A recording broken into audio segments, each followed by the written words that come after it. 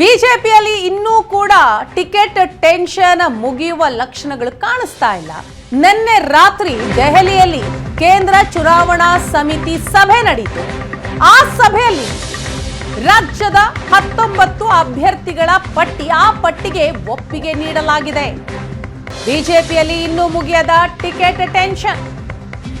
ನಿನ್ನೆ ರಾತ್ರಿ ಸಿಇಸಿ ಸಭೆಯಲ್ಲಿ 19 ಅಭ್ಯರ್ಥಿಗಳ ಪಟ್ಟಿಗೆ ಒಪ್ಪಿಗೆ ಸಿಕ್ಕಿದೆ. ಒಟ್ಟು 10 ಹಾಲಿ ಸಂಸದರಿಗೆ ಟಿಕೆಟ್ ಕೊಡೋದಕ್ಕೆ ಹೈಕಮಾಂಡ್ ಗ್ರೀನ್ ಸಿಗ್ನಲ್ ಅನ್ನ ನೀಡಿದೆ. ಹಾಗಾದ್ರೆ ಆ 10 ಹಾಲಿ ಸಂಸದರು ಯಾರು? ಯಾರಿಗೆ ಮತ್ತೆ ಟಿಕೆಟ್ ಸಿಗ್ತಾ ಇದೆ? ಗೆಲ್ಲುವ ಸಂಸದರಿಗೆ ಮಣೆ ಹಾಕಿದ ಬಿಜೆಪಿ ಹೈಕಮಾಂಡ್. ಒಟ್ಟು 10 ಹಾಲಿ ಸಂಸದರಿಗೆ ಟಿಕೆಟ್ ಕೊಡೋದಕ್ಕೆ ಹೈಕಮಾಂಡ್ ನಿಂದ ಗ್ರೀನ್ ಸಿಗ್ನಲ್ ಸಿಕ್ಕಿದೆ. ಏಷ್ಯಾನೆಟ್ ಸುವರ್ಣ ನ್ಯೂಸ್ ನಲ್ಲಿ ಬಿಜೆಪಿ ಟಿಕೆಟ್ನ ಮಹಾ ರಹಸ್ಯ. ಗೆಲ್ಲುವ ಸಂಸದರಿಗೆ ಮಣೆ ಹಾಕಿದೆ ಬಿಜೆಪಿ ಹೈಕಮಾಂಡ್. ಯಾವ ಸಂಸದರಿಗೆ ಟಿಕೆಟ್ ಶಾಕ್, ಯಾರಿಗೆ ಟಿಕೆಟ್ ಲಕ್? ಹೊಸ ದಾಳ ಉರುಳಿಸ್ತಾ ಹಾಗಾದ್ರೆ ಬಿಜೆಪಿ ಹೈಕಮಾಂಡ್. ಎಲ್ಲ ಪ್ರಶ್ನೆಗಳಿತ್ತು. ಆ ಪ್ರಶ್ನೆಗೆ ಒಂದು ಹಂತದಲ್ಲಿ ಉತ್ತರ ಸಿಗ್ತಾ ಇದೆ. ಯಾವುದೇ ಕ್ಷಣದಲ್ಲಿ ಕೇಸರಿ ಕಲಿಗಳ ಪಟ್ಟಿ ರಿಲೀಸ್ ಕೂಡ ಆಗಬಹುದು. ತೀವ್ರ ಕುತೂಹಲ ಮೂಡಿಸಿರುವಂತಹ ಕರ್ನಾಟಕದ 28 ಲೋಕಸಭಾ ಕ್ಷೇತ್ರ. ಆ ಕ್ಷೇತ್ರಗಳಲ್ಲಿ ಯಾವ ಅಭ್ಯರ್ಥಿ ಕಣಕ್ಕಿಳಿತಾರೆ ಎನ್ನುವಂತಹ ಪ್ರಶ್ನೆ ಇತ್ತು. ಈಗ ನಿನ್ನೆ ದೆಹಲಿಯಲ್ಲಿ ನಡೆದಂತಹ ಕೇಂದ್ರ ಚುನಾವಣಾ ಸಮಿತಿ ಸಭೆ, ಅದರಲ್ಲಿ 19 ಅಭ್ಯರ್ಥಿಗಳ ಪಟ್ಟಿಗೆ ಒಪ್ಪಿಗೆ ಸಿಕ್ಕಿದೆ ಅನ್ನೋ ಮಾಹಿತಿ, ಜೊತೆಗೆ 10 ಹಾಲಿ ಸಂಸದರಿಗೆ ಟಿಕೆಟ್ ಕೊಡೋದಕ್ಕೆ ಬಿಜೆಪಿ ಹೈಕಮಾಂಡ್ ನಿರ್ಧರಿಸಿದೆ. ಹಾಗಾದ್ರೆ ಈ ಬಾರಿ ಹೊಸ ಪ್ರಯೋಗಗಳು ಇರೋದಿಲ್ವಾ? ಲೋಕಸಭಾ ಚುನಾವಣೆಯಲ್ಲೂ ಬಿಜೆಪಿ ಹೊಸ ಪ್ರಯೋಗ ಮಾಡ್ತಾ ಇದೆ. ಬಿಜೆಪಿ ಹೈಕಮಾಂಡ್ ಹೊಸ ಪ್ರಯೋಗಕ್ಕೆ ಹೆಸರುವಾಸಿ. ಸೊ ಈ ಬಾರಿಯೂ ಕೂಡ ಅಂತಹ ಪ್ರಯೋಗಗಳಾಗ್ತಾ ಇದೆ. ಹಾಲಿ ಸಂಸದರ ಕೆಲ ಕ್ಷೇತ್ರಗಳಲ್ಲಿ ಹೊಸ ಮುಖಗಳಿಗೆ ಅವಕಾಶ ಕೊಡಬೇಕು ಅಂತ ಪ್ಲಾನ್ ಆಗಿದೆ. ಹಳಬರಿಗೆ ಕೋಕ್ ಕೊಟ್ಟು ಹೊಸಬರಿಗೆ ಅವಕಾಶ ಕೊಡೋದಕ್ಕೆ ಮುಂದಾಗಿದೆ ಬಿಜೆಪಿ ಹೈಕಮಾಂಡ್. ಹಾಗಾದ್ರೆ ಆ ಕ್ಷೇತ್ರಗಳು ಯಾವುವು ಎನ್ನುವಂತಹ ಪ್ರಶ್ನೆ ಇದೆ. ಅದಕ್ಕೆ ಮೂಲಗಳಿಂದ ಸಿಗ್ತಾ ಇರೋ ಮಾಹಿತಿ, ಮೈಸೂರಿಗೆ ಪ್ರತಾಪ್ ಸಿಂಹ ಬದಲಿಗೆ ಯದುವೀರ್ ಒಡೆಯರ್ಗೆ ಟಿಕೆಟ್ ಸಿಗತ್ತಾ? ಉತ್ತರ ಕನ್ನಡದಿಂದ ಅನಂತ್ ಕುಮಾರ್ ಹೆಗಡೆಗೆ ಈ ಬಾರಿ ಟಿಕೆಟ್ ಮಿಸ್ ಆಗುತ್ತಾ? 6 ಬಾರಿ ಸಂಸದರಾಗಿ ಕಾರ್ಯನಿರ್ವಹಿಸಿದಂತಹ ಅನಂತ್ ಕುಮಾರ್ ಹೆಗಡೆ, ಈ ಬಾರಿ ಅವರಿಗೆ ಟಿಕೆಟ್ ಮಿಸ್ ಆಗುತ್ತಾ? ದಾವಣಗೆರೆಯಲ್ಲಿ ಸಿದ್ದೇಶ್ವರ್ ಬದಲಿಗೆ ಲಿಂಗರಾಜು ಅವರಿಗೆ ಟಿಕೆಟ್ ನೀಡಲಾಗುತ್ತೆ ಅಂತ ಹೇಳಲಾಗ್ತಾ ಇದೆ. ಇನ್ನು ಕೊಪ್ಪಳಕ್ಕೆ ಸಂಗಣ್ಣ ಕರಡಿ ಬದಲು ಡಾಕ್ಟರ್ ಬಸವರಾಜ್ ಅವರಿಗೆ ಟಿಕೆಟ್ ಸಿಗತ್ತಾ? ಗದನ ಕಣ ತುಮಕೂರಿಗೆ ಮಾಜಿ ಸಚಿವ ವಿ ಸೋಮಣ್ಣ ಹೆಸರು ಫೈನಲ್ ಆಯ್ತಾ? ಕಳೆದ ಬಾರಿಯ ವಿಧಾನಸಭೆ ಚುನಾವಣೆಯಲ್ಲಿ 2 ಕ್ಷೇತ್ರದಿಂದ ಸ್ಪರ್ಧೆ ಮಾಡಿ ಸೋತಂತಹ ಸೋಮಣ್ಣ ಲೋಕಸಭೆ ಚುನಾವಣೆಯಲ್ಲಿ ಟಿಕೆಟ್ ಪಡಿಬೇಕು ಅಂತ ಭಾರಿ ಲಾಭಿಯನ್ನ ನಡೆಸಿದ್ರು. ಹಾಗಾದ್ರೆ ತುಮಕೂರು ಲೋಕಸಭಾ ಕ್ಷೇತ್ರದಿಂದ ಅವರಿಗೆ ಟಿಕೆಟ್ ಸಿಗುತ್ತಾ? ಇನ್ನು ನಳಿನ್ ಕುಮಾರ್ ಕಟೀಲ್ ಬದಲಾಗಿ ಕ್ಯಾಪ್ಟನ್ ಬ್ರಿಜೇಶ್ ಚೌಟಾಗೆ ಲಕ್ ಒಲಿಯತ್ತ ನಾವು ಗಮನಿಸ್ತಾ ಇದ್ದೀವಿ. ಹೊಸಬರಿಗೆ ಈ ಬಾರಿ ಚಾನ್ಸ್ ಸಿಗುತ್ತಾ ಅಂತ. ಕೊಪ್ಪಳ ಲೋಕಸಭಾ ಕ್ಷೇತ್ರದಲ್ಲಿ ಹಾಲಿ ಸಂಸದರು ಸಂಗಣ್ಣ ಕರಡಿ ಅವರ ಬದಲಾಗಿ ಬಸವರಾಜ್ ಅವರ ಹೆಸರು ಕೇಳಿ ಬರ್ತಾ ಇದೆ. ಅವರು ಈ ಬಾರಿ ಲೋಕಸಭಾ ಕಣಕ್ಕಿಳಿತಾರ? ಅವರಿಗೆ ಟಿಕೆಟ್ ಕೊಡೋ ನಿಟ್ಟಿನಲ್ಲಿ ಚರ್ಚೆ ಆಗಿದೆ. ಇನ್ನು ದಾವಣಗೆರೆ ಲೋಕಸಭಾ ಕ್ಷೇತ್ರ ಹಾಲಿ ಸಂಸದ GM ಸಿದ್ದೇಶ್ವರ್ ಅವರಿಗೆ ಈ ಬಾರಿ ಟಿಕೆಟ್ ಮಿಸ್ ಆಗಿ ಲಿಂಗರಾಜು ಅವರಿಗೆ ಟಿಕೆಟ್ ಒಲಿಯತ್ತಾ? ಅವರು ಚುನಾವಣಾ ಕಣಕ್ಕೆ ಧುಮುಕ್ತಾರ?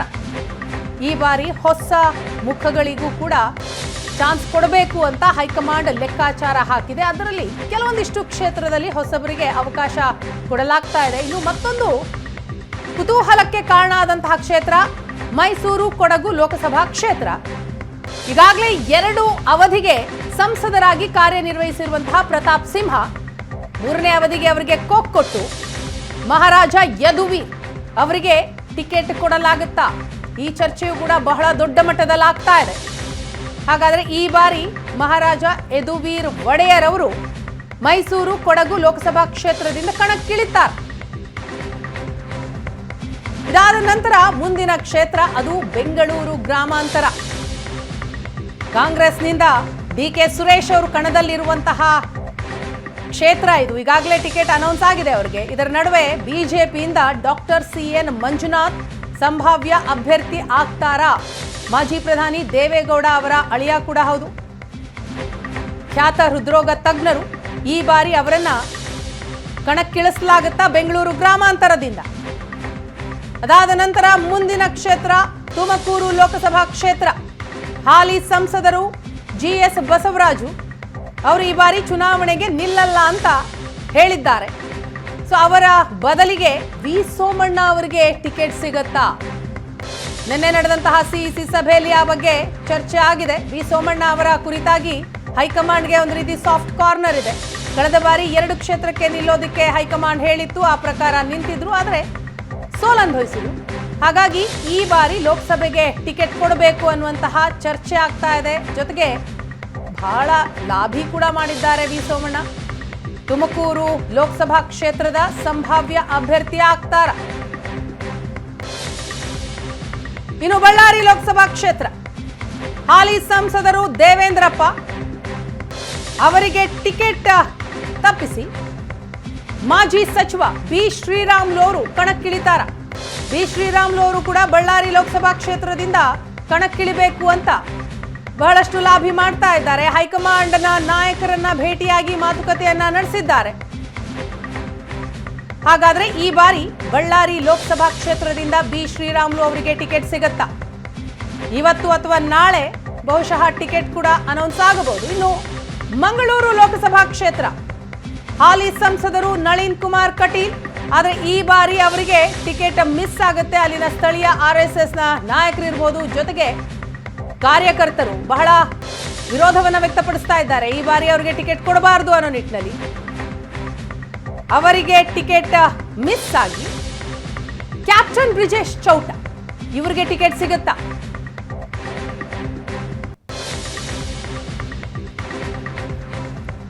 ಈ ಕುರಿತಾಗಿ ಮಾಹಿತಿಯನ್ನ ಕೊಡೋದಕ್ಕೆ ನಮ್ಮ ದೆಹಲಿಯ ಪ್ರತಿನಿಧಿ ಮಂಜು ಇದೀಗ ನಮ್ಮ ಜೊತೆ ನೇರ ಸಂಪರ್ಕದಲ್ಲಿದ್ದಾರೆ.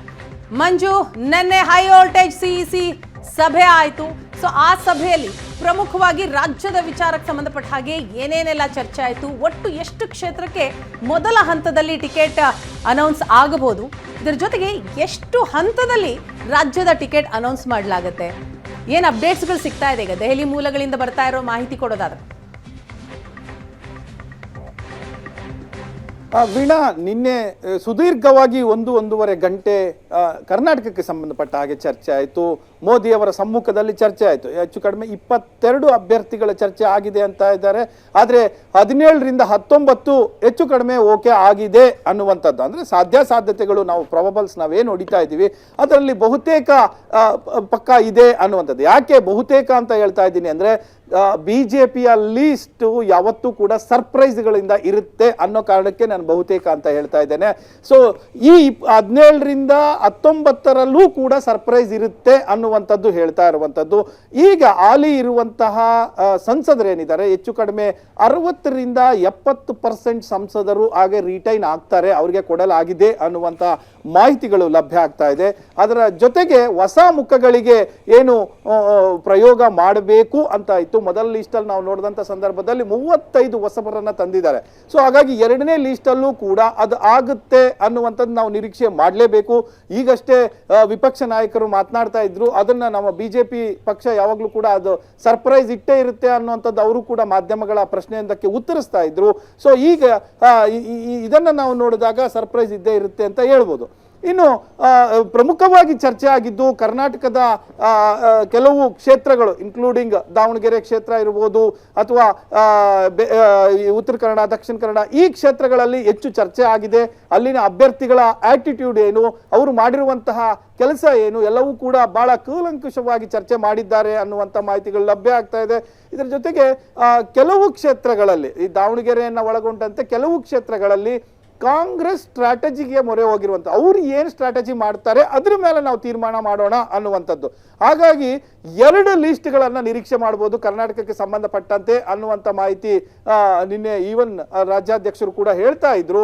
2 ಲಿಸ್ಟ್ ಬಹುತೇಕ ನಾವು ನಿರೀಕ್ಷೆ ಮಾಡಬಹುದಾಗುತ್ತೆ. ಮೊದಲ ಲಿಸ್ಟ್ ಅಲ್ಲಿ ಒಂದು ಅಷ್ಟು ಕ್ಲಿಯರ್ ಆಗುತ್ತೆ, ಉಳಿದಂತೆ ಸೆಕೆಂಡ್ ಲಿಸ್ಟ್ ಕ್ಲಿಯರ್ ಆಗುತ್ತೆ ಅನ್ನುವಂಥದ್ದು. ಈ ಸೆಕೆಂಡ್ ಲಿಸ್ಟ್ಗೆ ಬರುವಂತಹ ಅಭ್ಯರ್ಥಿಗಳ ಹೆಸರು ಹೆಚ್ಚು ಕಡಿಮೆ ಕಾಂಗ್ರೆಸ್ನ ಸ್ಟ್ರಾಟಜಿ ನೋಡಿಕೊಂಡೇ ಮಾಡ್ತಾರೆ ಅನ್ನುವಂಥದ್ದು. ಉದಾಹರಣೆ ನಾನು ಆಗ್ಲೇ ಹೇಳ್ತಾ ಇದ್ದೆ, ದಾವಣಗೆರೆಯಲ್ಲಿ ಸಿದ್ದೇಶ್ವರ ಅವರು ಕೊಡಬೇಕಾ, ಲಿಂಗರಾಜು ಅವರು ಕೊಡಬೇಕಾ ಅನ್ನೋ ಚರ್ಚೆಗಳು 2 ಕಡೆ ಅಭಿಪ್ರಾಯಗಳನ್ನು ತೆಗೆದುಕೊಂಡಿದ್ದಾರೆ. ಅದು ಅಂತಿಮ ನಿರ್ಧಾರ ಇವ್ರಿಗೆ ಯಾರಿಗೆ ಹೈಕಮಾಂಡ್ಗೆ ಇರುತ್ತೆ. ಇಷ್ಟರ ನಡುವೆ ಕಾಂಗ್ರೆಸ್ ಯಾವ ಸ್ಟ್ರಾಟಜಿ ಮಾಡುತ್ತೆ ಅನ್ನುವಂಥದ್ದು. ಅಲ್ಲಿ ಏನಾದರೂ ಶಿವಶಂಕರ ಅವರ ಸೊಸೆಯನ್ನ ಕಣಕ್ಕೆ ಇಳಿಸಿದ್ರೆ ಇಲ್ಲೂ ಕೂಡ ಪ್ರಯೋಗ ಮಾಡೋಣ ಅನ್ನುವಂಥದ್ದು. ಹೊರಗಡೆಯಿಂದ ಅಭ್ಯರ್ಥಿ ತಂದ್ರೆ ಹೊರಗಡೆಯಿಂದ ನಾವು ಕೂಡ ತರೋಣ ಅನ್ನುವಂಥ ಚರ್ಚೆ ಆಗಿದೆ. ಇದೇನಾ ಫೈನಲ್ ಅಂದ್ರೆ ಗೊತ್ತಿಲ್ಲ, ಲೀಸ್ಟ್ ಬಂದಾಗ ಅದು ಎಷ್ಟು ಸ್ಪಷ್ಟ ಅನ್ನುವಂಥದ್ದು ಗೊತ್ತಾಗುತ್ತೆ. ಸೊ ಈ ಚರ್ಚೆ ಆಗಿರುವಂಥ ಕೆಲವು ಕ್ಷೇತ್ರಗಳಲ್ಲಿ ಕಾಂಗ್ರೆಸ್ನ ಪ್ರಯೋಗಗಳನ್ನು ನಾವು ನೋಡಿಕೊಂಡು ಮಾಡಿದಾಗ, ತಂತ್ರಗಾರಿಕೆಯನ್ನು ರೂಪಿಸಿದಾಗ ಹೀಲ್ಡ್ ಅಂದ್ರೆ ರಿಸಲ್ಟ್ ಜಾಸ್ತಿ ಇರುತ್ತೆ, ಫಲಿತಾಂಶ ಹೆಚ್ಚು ಸೀಟುಗಳನ್ನು ಪಡೀಲಿಕ್ಕೆ ಅವಕಾಶ ಆಗುತ್ತೆ ಅನ್ನುವಂಥ ಹಿನ್ನೆಲೆಯಲ್ಲಿ ಆ ತಂತ್ರಗಾರಿಕೆಗೆ ಮೊರೆ ಹೋಗಿದ್ದಾರೆ ಅನ್ನುವಂಥ ಮಾಹಿತಿ ಲಭ್ಯ ಆಗ್ತಾ ಇದೆ. ಹಾಗಾಗಿ ಇವತ್ತು ಸಂಜೆ ಅಥವಾ ನಾಳೆ ನಾವು ನಿರೀಕ್ಷೆ ಮಾಡ್ಬೋದು 17ರಿಂದ 19 ಸಂಸದರ ಅಂದ್ರೆ ಆಕಾಂಕ್ಷಿಗಳ ಟಿಕೆಟ್ ನಿರೀಕ್ಷೆ ಮಾಡ್ಬೋದು, ಪ್ರಕಟ ಆಗುತ್ತೆ ಬಿಜೆಪಿಯಿಂದ ಅಂತ ಹೇಳ್ಬೋದು. ವೀಣಾ, ಎಸ್, ಥ್ಯಾಂಕ್ ಯು ಮಂಜು ತಮ್ಮೆಲ್ಲ ಮಾಹಿತಿಗಾಗಿ.